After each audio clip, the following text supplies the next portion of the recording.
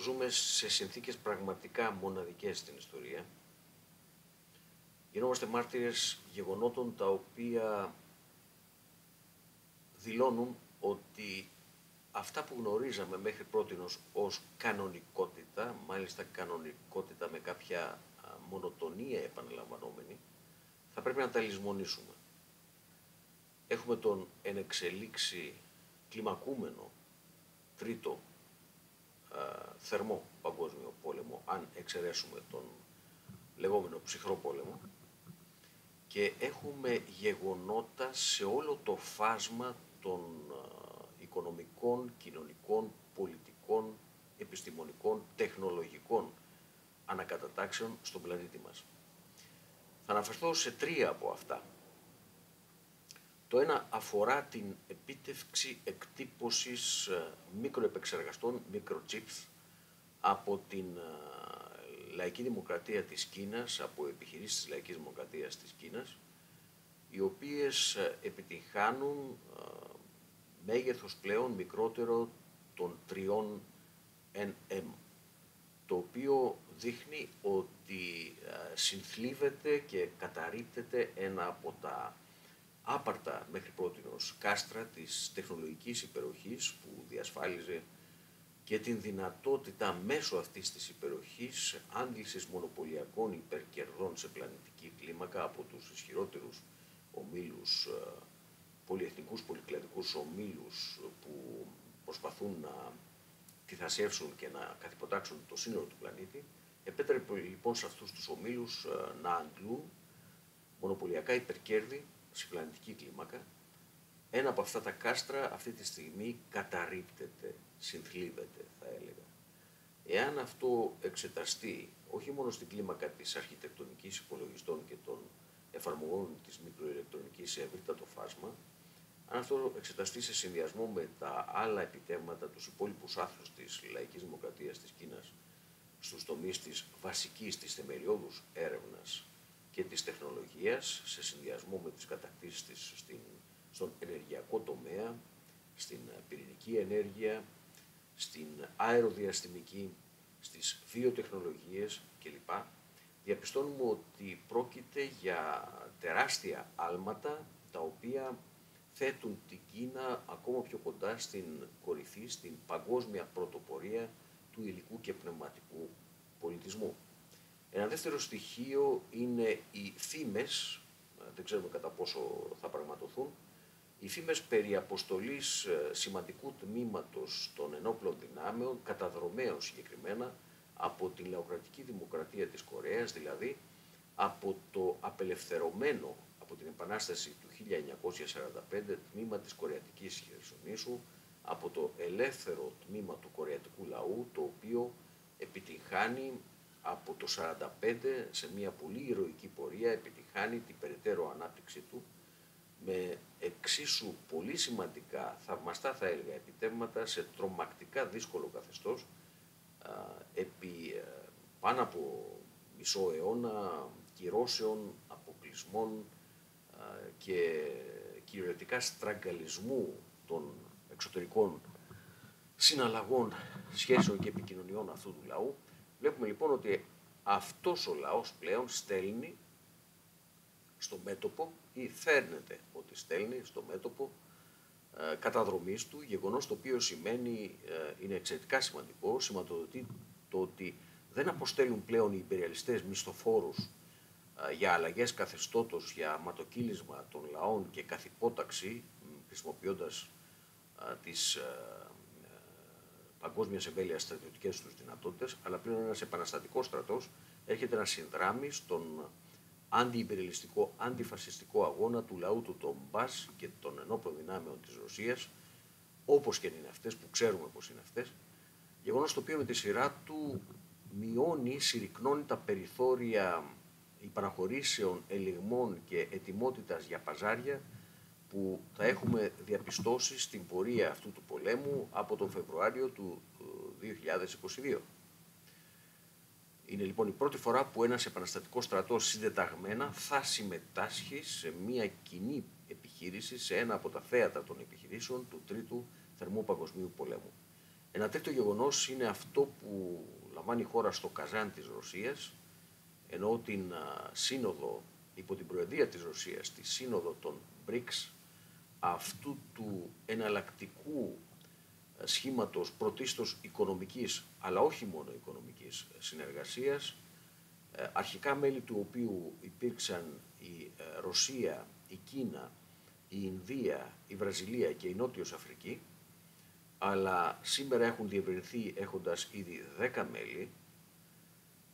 εκπροσωπούν πάνω από το 45% του παγκόσμιου πληθυσμού, ως προς τους οικονομικούς τους δείκτες και μάλιστα ως προς τον σαθρό δείκτη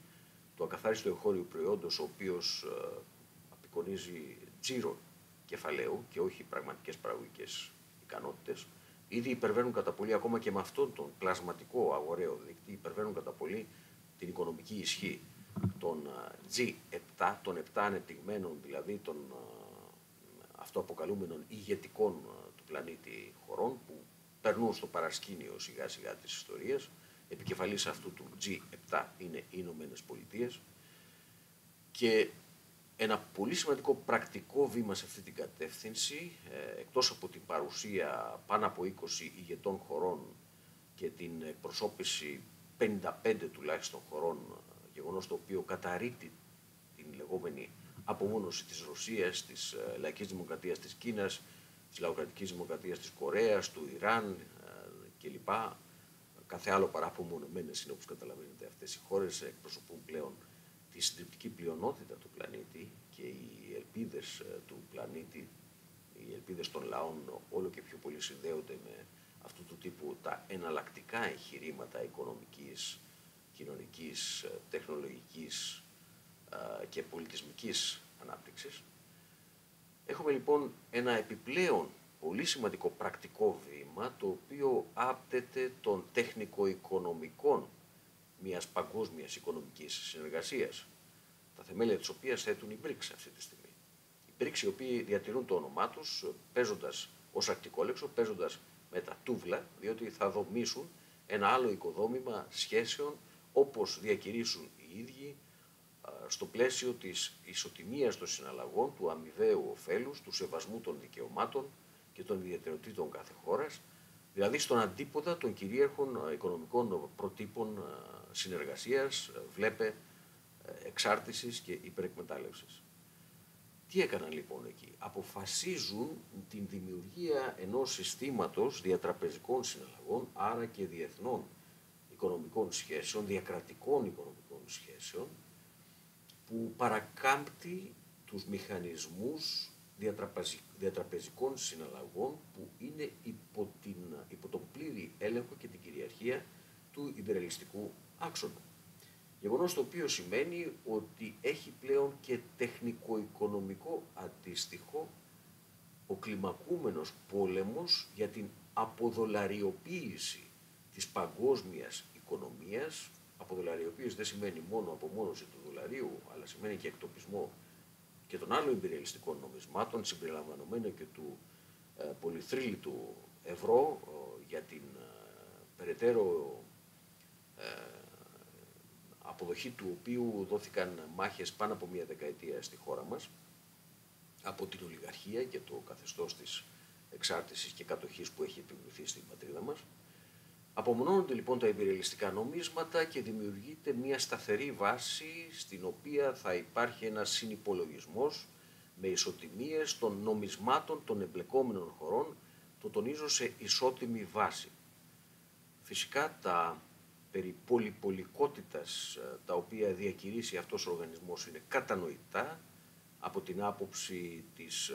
σύνθεσής του, από την άποψη του ότι υπάρχουν μια σειρά κεφαλαιοκρατικές χώρες που εμπλέκονται διότι αισθάνονται αυτόν ρηγμένο στον παγκόσμιο καταμερισμό της εργασίας. Εξυπακούεται ότι πολλές από τις άρχουσες τάξεις αυτών των χωρών θα ήθελαν πάρα πολύ να διαδραματίσουν ένα ιμπεριαλιστικό παιχνίδι σε παγκόσμια κλίμακα. Ωστόσο, η ιστορία βαδίζει κάθε άλλο παρά με βάση τις επιδιώξεις και τις υποκειμενικές επιθυμίες των εκάστοτε ισχυρών, ακόμα και στο πλαίσιο των χωρών που είναι ρηγμένες σε παγκόσμια κλίμακα, και μόνο το γεγονός ότι θα αποκόπτεται από τις πηγές παρασιτισμού του ο κόσμος του παρελθόντος ο χρεοκοπημένος κόσμος που σαπίζει του κυρίαρχου ιμπεριαλισμού των τριών κέντρων του, βορειοαμερικανικού, δυτικοευρωπαϊκού και της Ανατολής, και μόνο το ότι σαπίζει αυτός ο κόσμος και υπαναχωρεί είναι ένα τεράστιο πλεονέκτημα για την ανθρωπότητα, ένα τεράστιο βήμα για τη συσπήρωση της ανθρωπότητας και τη χειραφέτησή της, ένα τεράστιο βήμα για την επαναστατική προοπτική. Με αυτή την έννοια θεωρώ ότι τα τρία γεγονότα που προανέφερα, υπενθυμίζω, η δυνατότητα παραγωγής ανταγωνιστικών μικροεπεξεργαστών από τη Λαϊκή Δημοκρατία της Κίνας, η παρουσία κορεατικών ενόπλων δυνάμεων στην Ουκρανία, στα ουκρανικά μέτωπα του θεάτρου επιχειρήσεων και η σύνοδος στο Καζάν με την παράκαμψη του καθεστώτος διατραπεζικών συναλλαγών που είχε επιβάλει εδώ και πολλές δεκαετίες ο ιμπεριαλισμός, είναι γεγονότα τα οποία σηματοδοτούν ένα σαφή, θα έλεγα, κλονισμό για τεκτονική μεταβολή στον παγκόσμιο συσχετισμό δυνάμεων και είναι στο χέρι μας από την άποψη της ενδυνάμωσης του αγώνα των ανά τον κόσμο αντιιμπεριαλιστικών και σοσιαλιστικών δυνάμεων με την ηγετική παρουσία, με τον συντονιστικό και πρωτοπόρο ανιδιοτελή ρόλο των κομμουνιστών πάντα, είναι που έχει να παίξει ένα καθοριστικό ρόλο για την περαιτέρω κλιμάκωση αυτών των προοδευτικών αλλαγών, ούτως ώστε να προχωρήσουν περαιτέρω στην επαναστατική τους κατεύθυνση. Διότι δεν μπορεί να χειραφετηθεί η ανθρωπότητα παρά μόνο μέσω αυτού του συστηματικού αγώνα που μπορεί να οδηγήσει στην χειραφέτησή της. Επιπλέον θέλω να επισημάνω ότι η παγκόσμια αντιιμπεριαλιστική πλατφόρμα διαδραματίζει ένα καθοριστικό συντονιστικό ρόλο σε αυτό το έργο, με τους τρεις βασικούς της σκοπούς, δηλαδή με τον συντονισμό των αντιιμπεριαλιστικών δυνάμεων, ούτως ώστε ο ιμπεριαλιστικός άξονας με επικεφαλή στις ΗΠΑ να ιτηθεί σε αυτόν τον πόλεμο και να συνδράμουμε με όλα τα μέσα και σε όλα τα μέτωπα στην ήττα αυτού του άξονα. Ο δεύτερος σκοπός αφορά την υπονόμευση ή αντίστροφα να το θέσω, την αποκάλυψη, το ξεκουκούλωμα του υπονομευτικού ρόλου, της υπονομευτικής δράσης εκείνων των οπορτουνιστικών δυνάμεων, οι οποίες διαδίδοντας κυριολεκτικά ανορθολογικές αρλούμπες περί δίθεν υπεριαλιστικής πυραμίδας, όπου όλες οι χώρες είναι υπεριαλιστικές και όπου δεν υπάρχει ίχνος σοσιαλισμού και αντιυπεριαλισμού στον κόσμο, να ξεμπροστιάσουμε δηλαδή αυτόν τον ανορθολογισμό, αυτόν τον πρωτοφανή αναθεωρητισμό, την πλήρη παραποίηση της λενινιστικής πολιτικής οικονομίας του υπεριαλισμού, που αρνείται την ύπαρξη υπεριαλιστικών χωρών, άρα αρνείται την ύπαρξη αντιπεριαλιστικού αγώνα, αρνείται την προοπτική της επανάστασης, διότι αρνείται την λενινιστική θεωρία του αδύναμου, του ασθενούς κρίκου. Άρα η επανάσταση γίνεται μια καθαρή ουτοπία, μια διακήρυξη που εξακοντίζεται στο υπερπέραν το μεταφυσικό της αυτόματης ορίμανσης των συνθηκών, όπως άλλωστε έκαναν όλοι οι αναθεωρητές και οπορτουνιστές από την εποχή της Δεύτερης Διεθνούς.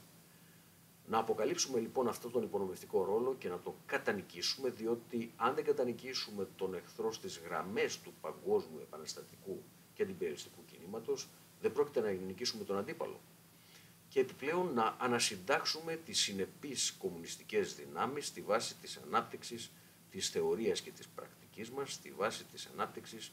της θεωρίας και μεθοδολογίας, της λογικής της ιστορίας, στο πλαίσιο της οποίας αναπτύσσει τη δραστηριότητά της και η επαναστατική ενοποίηση ως οργανικό συστατικό στοιχείο και δύναμη της παγκόσμιας αντιπεριαλιστικής πλατφόρμας. Είναι βέβαιο ότι η νίκη θα είναι δική μας, αρκεί να μην υπαναχωρήσουμε από τον συνεπή αγώνα μέχρι τέλους, μέχρι τη νίκη.